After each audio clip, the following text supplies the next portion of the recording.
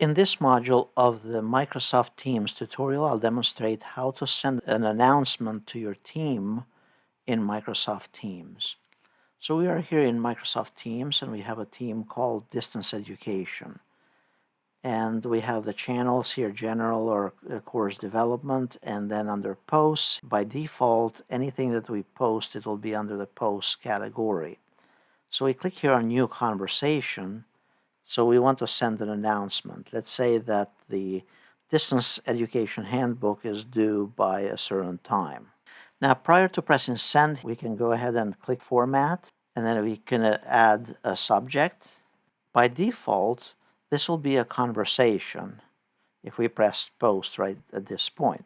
However, if we click on the drop-down, we can change this to be an announcement. And then under the announcement, we can allow everybody to reply or only moderators, and we can post it also to multiple channels if needed.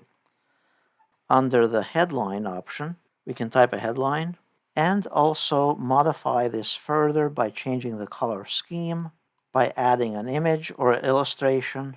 We can format this and make it a subheading, add file attachments if necessary, and then press Send. Now this will stand out from the other conversations or posts as part of this team in Microsoft Teams.